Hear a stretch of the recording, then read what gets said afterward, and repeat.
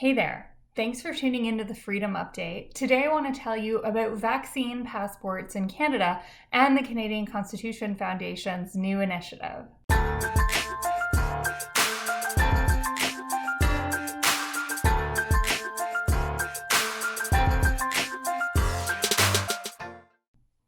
If you're new here, welcome. My name is Christine Van Geyn, and I'm the Director of Litigation for the Canadian Constitution Foundation, which is a legal charity that works on fundamental freedoms in Canada. I upload video updates about our ongoing cases and other interesting constitutional developments across Canada, so if that sounds like something you might be interested in, please hit the subscribe button below and like this video. It really helps me out a lot.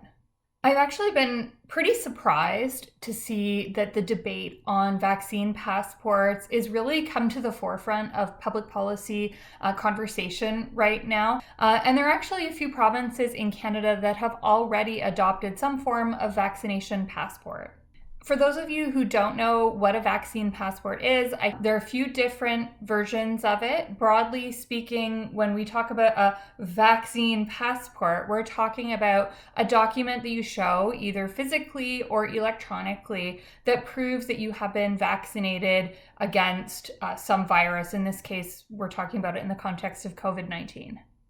Vaccine passports can be used for international travel. Some countries, now including Canada, require proof of vaccination if a traveler is to enter without a quarantine period. In Canada, it's if you want to enter without a quarantine period, you now need to provide proof of vaccination. There are also some provinces in Canada which now actually require proof of vaccination for people entering that province just from another part of Canada. For example, Manitoba and Prince Edward Island both have policies like that. Unvaccinated travelers can enter Manitoba, but they are required to abide by a 14-day quarantine period. And then there are vaccine passports that just apply to public spaces. For example, to enter a movie theater or eat in a restaurant. Manitoba now has this kind of vaccine passport as well. Museums, casinos, movie theaters, as well as other public places that have been closed for a very long time in that province can now open at reduced capacity, but only for fully vaccinated visitors. Manitoba restaurants can also now seat people from different households at the same table, but only if they all prove that they are vaccinated. Quebec has also been preparing a similar form of this public space vaccine passport, which the government says that they will roll out in the event of a fourth wave in the fall or winter.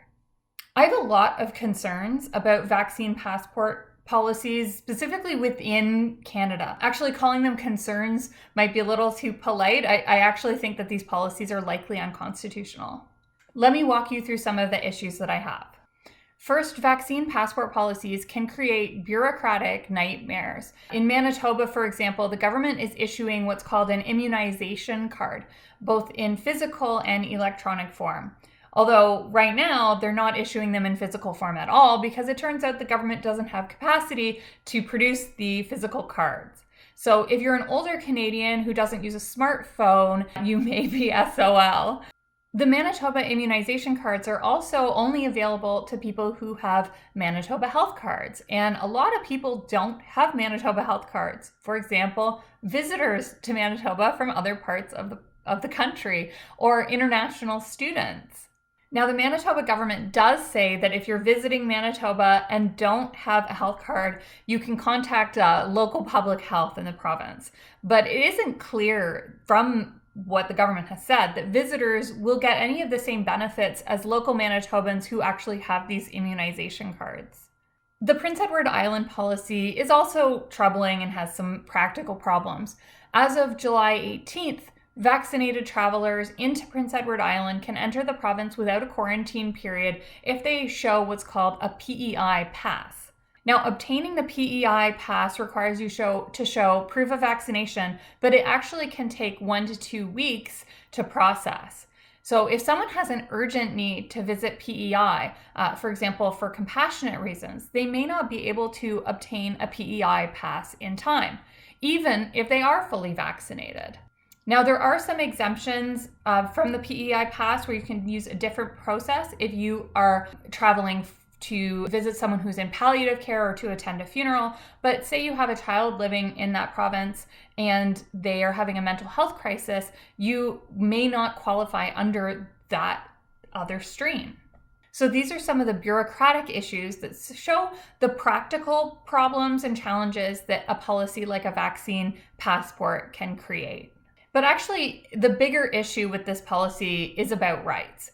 Neither Manitoba or PEI vaccine passport policies seem to include an exemption for people who can't be vaccinated for a medical reason or for reasons of religion or conscience.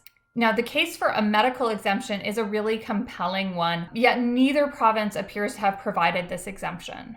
As a result, the Manitoba and PEI vaccine passport policies are likely unconstitutional in their current form. Specifically, I think that they are a form of discrimination against people who can't be vaccinated for medical reasons or really reasons of conscience. But even more broadly, I think a policy like a vaccine passport that limits travel between provinces or limits access to public space may be unconstitutional, even if they were to include those exemptions for religion, disability, or belief. Let me step back and explain what I mean. So in Canada, we have rights that are guaranteed under the Charter of Rights and Freedoms. This is part of our Constitution. Vaccine passports implicate those rights. Specifically, they implicate the right to mobility in Section 6. They implicate the right to liberty in Section 7. They could implicate the right, our privacy rights, which are contained in Section 8, and they could implicate our rights under Section 2 related to religious freedom or Section 15 related to disability. The Charter does allow our fundamental rights to be limited in certain situations, but these limits to our rights need to be justified, and there is a test for that. Any limit to our right needs to be rationally connected to an important policy goal. Limits need to impair as minimally as possible. So, for example, if there is a less intrusive way of achieving the same policy goal, the government should take that approach. And the limit to our right needs to be proportionate to the benefit that's being gained. So you can interpret this sort of as meaning the law can't do more harm than good. So in the context of a global pandemic, I think that courts are likely to say that proof of vaccination to enter Canada is just a justified limit to our rights. But vaccine passports within Canada are a totally different story. And I think a big part of that story is that Canada has very high vaccination rates. Right now, in mid-July, Canada has over 70% of the eligible population vaccinated with one dose. And now we have over 50% of the eligible population vaccinated with two doses. And if the trends keep up, 70% of eligible Canadians will be fully vaccinated by the end of the month. This is a really huge accomplishment, and although Canada's early access to vaccines was slow, especially compared to our allies in the developed world, Canadians have now surpassed Americans in terms of the percentage of our population that is vaccinated. In my view, limiting travel between provinces and restricting access to public spaces when we have such high vaccination rates is just not justified. The idea of vaccine passports seems less about stopping the spread of a virus and more about imposing the will of the majority on the minority of the population who, for whatever their reasons, have decided to remain unvaccinated. Throughout this pandemic, we've seen a real petty micromanaging of our neighbors' individual choices. People are snitching on each other for having dinners in each other's homes. People are yelling at parents in parks to wear masks. I even had a friend who had a neighbor call the police on her for having a music class for infants in her driveway. And the pressure to provide proof of vaccination just to engage in day-to-day tasks and life is just another example to me of the policing of personal choice. And as the requirement to show proof of vaccination spreads to more and more aspects of everyday life, as has begun in Manitoba and as has been contemplated in Quebec, vaccination becomes mandatory in practice, if not in name. Now, I support vaccination, and I am vaccinated myself. I think that vaccination is a wonderful scientific development that has literally saved millions of lives. I think that there's a lot of misinformation about vaccination, and I don't want to contribute to that misinformation. But it's also totally consistent for me to support voluntary vaccination and to oppose vaccine passports within Canada. We want to avoid bureaucratic overreach that requires us to show papers, to travel within our country, and to engage in regular parts of society. Think about how tiresome it is to go through customs at airports and how frustrating it is if you have some minor error on your passport or in your paperwork that results in a problem. We don't want to impose that type of burden and those types of frustrations as part of our daily routines. We also need to accommodate minorities, like people living with disabilities or who have minority religious views or beliefs, even if we don't agree with those views. That's the whole point of a liberal democracy. If minority rights were granted on the basis of public opinion and the majority will, they would not exist. And we especially need to make these accommodations for minorities when, in situations like this, the facts don't warrant limiting rights. The risk posed by a small minority of unvaccinated individuals is low because the majority of individuals are vaccinated and the vaccines work. We don't need to police the choices of other people when so many people have chosen to get vaccinated and the risk posed by the unvaccinated because of widespread vaccine uptake is so small.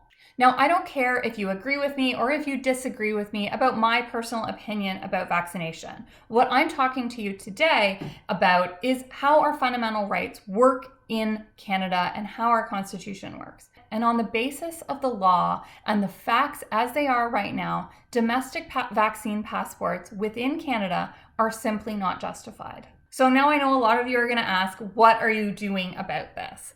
Well, right now, the organization that I work for, the Canadian Constitution Foundation, is looking to speak to individuals who have been impacted specifically by the Manitoba and PEI vaccine passport policies. This is in preparation for a potential legal challenge. So, for example, we're looking to speak to people who are vaccinated, but they're being impacted by a bureaucratic problem with the Manitoba vaccine passport.